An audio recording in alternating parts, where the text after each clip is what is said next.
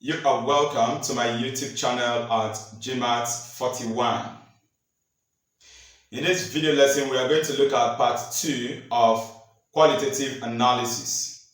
You would recall that in our previous video lesson, I taught you about the confirmatory reagents of acidic radicals, anions, as we encounter in experimental work in chemistry when dealing with salt analysis. So in this part 2 of salt analysis, we will be giving attention to the confirmatory reagents, this time around of cations. You would recall that in that previous video, we talked about 8 cations of interest in which students are expected to prepare their minds for when they are going for chemistry practical salt analysis part. So our aim in this video lesson would be to get to know the confirmatory reagents of these cations. You know, like I mentioned previously, once you are acquainted, okay, if you are very well used to the reagents used in testing for these ions, it is actually going to be a plus for you.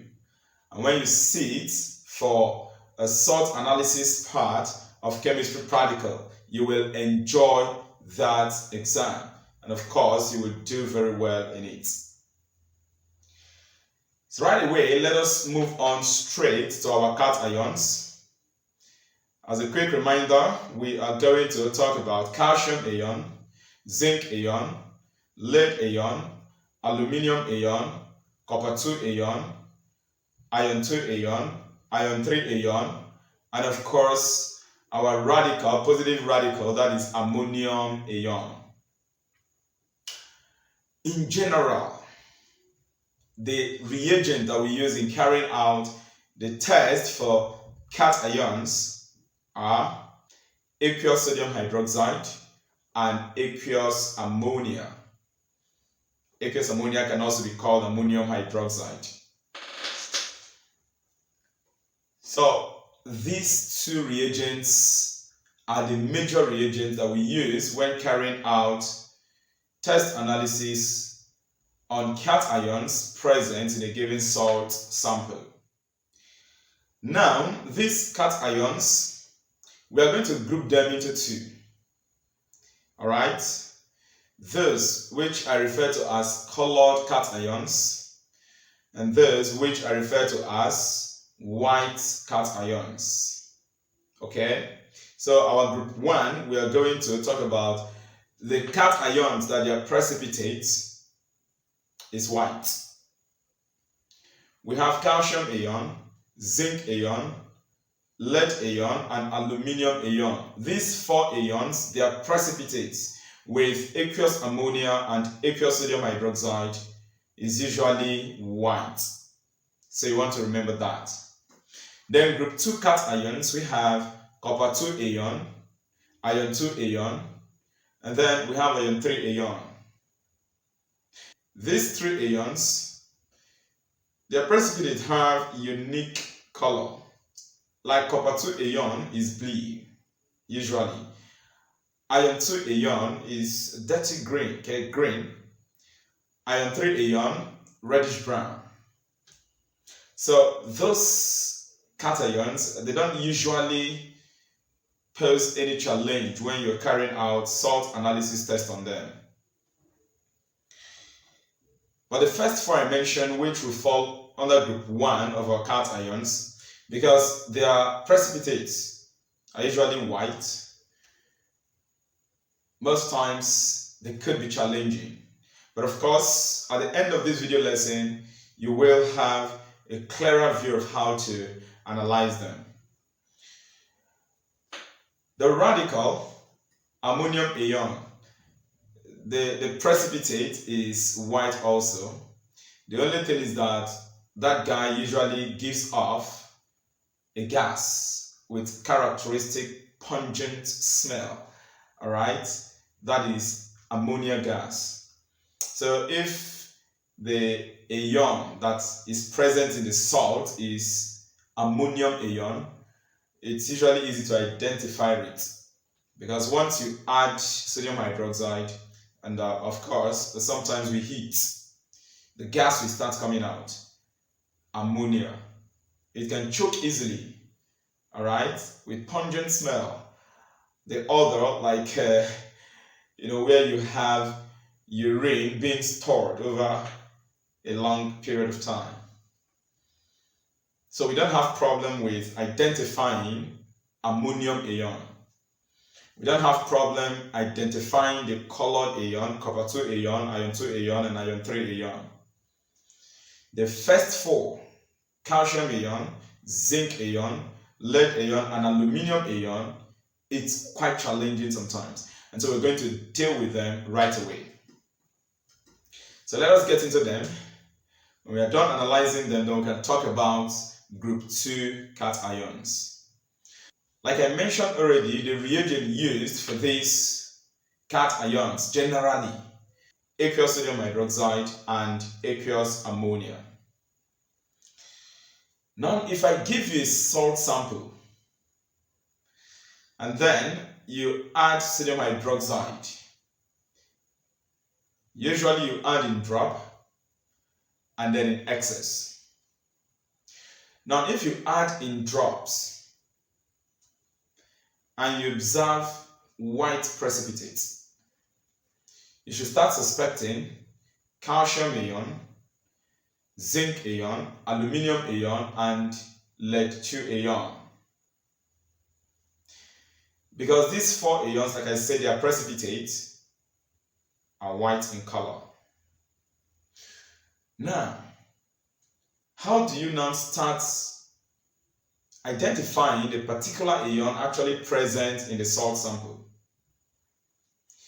If you add sodium hydroxide in excess, 3 out of these 4 ions, their precipitate will dissolve. The 3 include zinc ion, lead ion, and aluminum ion. When you add sodium hydroxide in excess to their solutions, the white gelatinous precipitate will dissolve. So take note of that. What does that tell us? If you add sodium hydroxide in excess and the precipitate does not dissolve, then you know that it is calcium ion. So that salt is a salt of calcium. I repeat that. If you add sodium hydroxide in excess to that white precipitate formed when you added sodium hydroxide in drops, this time around you add in excess. If the white precipitate does not dissolve, then you know that that salt, the cation present there, is calcium ion. It will just be as if you poured white chalk into water. As a matter of fact, that is how the solution of calcium salt would always be. Like I mentioned, it does not dissolve in excess sodium hydroxide. Now, I'd like to state this. The precipitate of calcium, which is white precipitate, is not gelatinous. It's not gelatinous. It's not like gel. Are you following, right? I don't know, you may have seen what a gel looks like. Okay? Usually, if you go to a hairdressing salon, they can show you gel. There is one that is sparkling white. That is how your gel looks like. Precipitate of calcium is not gelatinous. So what you simply see there is white precipitate. But for the other 3, zinc, lead, and aluminum ion, their precipitate are gelatinous in nature. So we have white gelatinous precipitates. I hope this is clear, right? And that helps to identify the presence of calcium. Again, we can go further. If you add ammonia, aqueous ammonia, calcium does not show any visible reaction with aqueous ammonia. So if you add aqueous ammonia to a calcium salt, there will be no visible reaction. Alright, I've told you the behavior of calcium ion when you add sodium hydroxide in drop and in excess. I've told you also what happens when you add aqueous ammonia in drop and in excess. In that case, there is no visible reaction. What about the remaining 3 ions? If you add sodium hydroxide in excess to a zinc salt, lead salt, and aluminium salt, the white gelatinous precipitate of these 3 ions will dissolve in excess sodium hydroxide. So you would observe that there is a challenge there, because if all 3, their white gelatinous precipitate will dissolve in excess sodium hydroxide, it means that we cannot use sodium hydroxide to confirm any of these ions, any of the remaining 3 ions. So what do we do next? Aqueous ammonia now has to be used. Aqueous ammonia has to be used. So to another portion of the given salt, all you now have to do is add aqueous ammonia in drops. Remember, our focus now is the 3 white salts. If you add aqueous ammonia in drops, 3 of them, zinc ion, lead ion, aluminium ion, will produce white gelatinous precipitates in drops of adding aqueous ammonia. Now, if you add that aqueous ammonia in excess, take note, the white gelatinous precipitate of zinc ion will dissolve, will become soluble in excess of aqueous ammonia. What about lead ion and aluminium ion? When you added aqueous ammonia in drops, white gelatinous precipitate was formed, just like in the case of zinc. But now, if you add aqueous ammonia in excess, lead ion and aluminium ion, their white gelatinous precipitate will not dissolve. So we say that their white gelatinous precipitate is insoluble in excess aqueous ammonia. So what is the point? If you're given a salt sample, and then to a given portion of the salt sample, you add aqueous ammonia first in drops, and then you observe white gelatinous precipitates, then you have to suspect zinc ion, lead ion, and aluminium ion. Now, if you add the aqueous ammonia in excess and the white gelatinous precipitate dissolves, you have confirmed zinc. So we are now left with lead and what? Aluminium ion, which do not dissolve in excess aqueous ammonia. Now, with this idea, one can actually constructively predict that the salt sample given, the cation there is zinc ion. How? If your examiner gives you, the salt, and then you read through the instruction, but they tell you have a salt sample, all right, dissolve the salt sample in water and divide the salt sample maybe into 2 or 4 as the case might be. To the first portion, you test with sodium hydroxide. Now to the second portion, you test with aqueous ammonia. If the instruction stops with that of aqueous ammonia, then you should know that what is present there is zinc ion. So that's just the idea. Okay, now let us move on to analyze lead 2 ion and aluminium ion. Since we are left with these 2, their white gelatinous precipitates do not dissolve in excess aqueous ammonia. So how would we now differentiate between them? How can we confirm one of them? In most cases, in laboratory works, we go for lead ion. We confirm lead ion, because basically we have a simple reagent we can use to confirm it.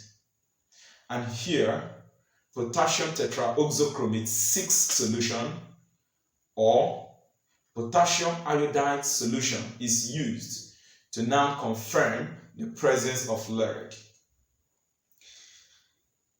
So, if you add either potassium tetrahydrochromate 6 or potassium iodide to a given salt sample, and then you observe a yellow precipitate, and then you observe a yellow color, that shows that lead is present.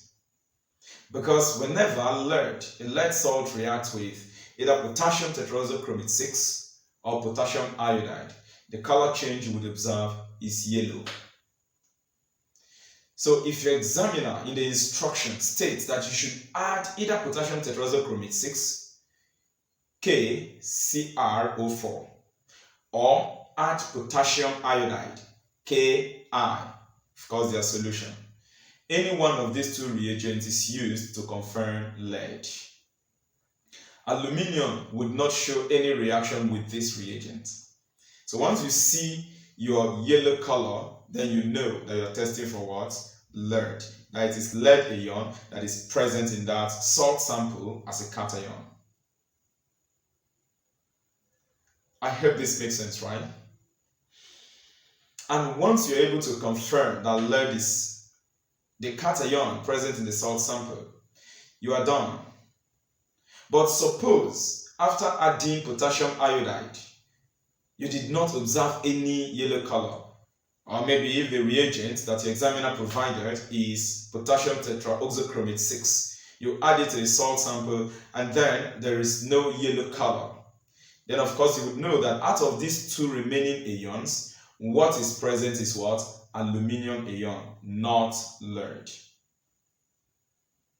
So this is how we handle these salts whose precipitate usually gives white precipitate. In summary, for calcium, you can actually use sodium hydroxide to confirm. If you add sodium hydroxide in drops and in excess, you would see a white precipitate. You would observe a white precipitate. In excess of sodium hydroxide, that white precipitate will not dissolve. If you make use of aqueous ammonia, there is no visible reaction. How do you confirm zinc?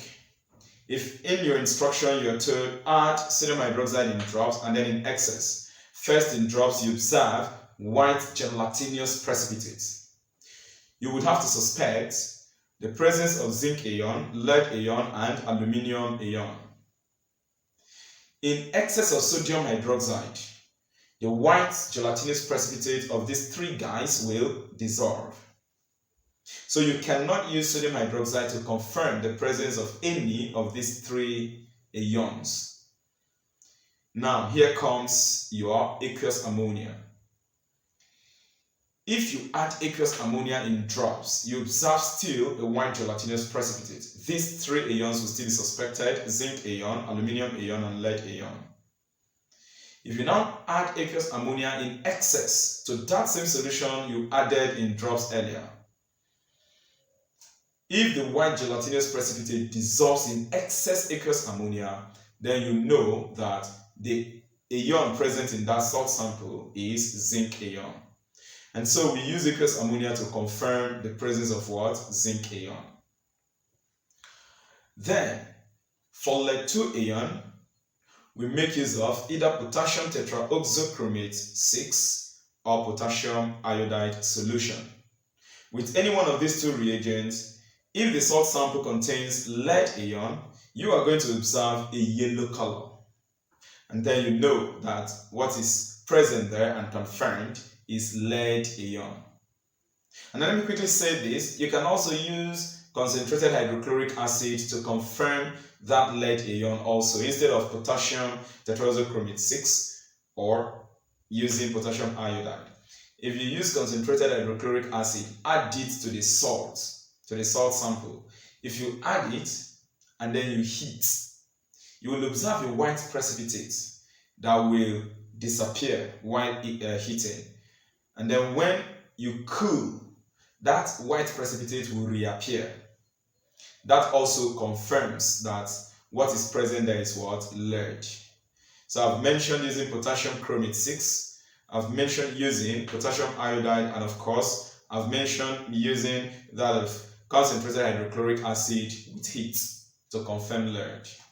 So once you're able to do this, if you get the idea of how to confirm calcium ion as I've explained, zinc ion as I've explained, lead ion as I've explained, if none of the observations work out, then of course you know that it is aluminium that is there. In the next part, that is part 3 of salt analysis, I would guide you on how you can follow the instruction and from the instruction predict actually the ion that is present in the salt sample. Okay, so that you know how we go about this. First, get to know about the confirmatory reagent. All right, let us quickly move on to the colored, ions.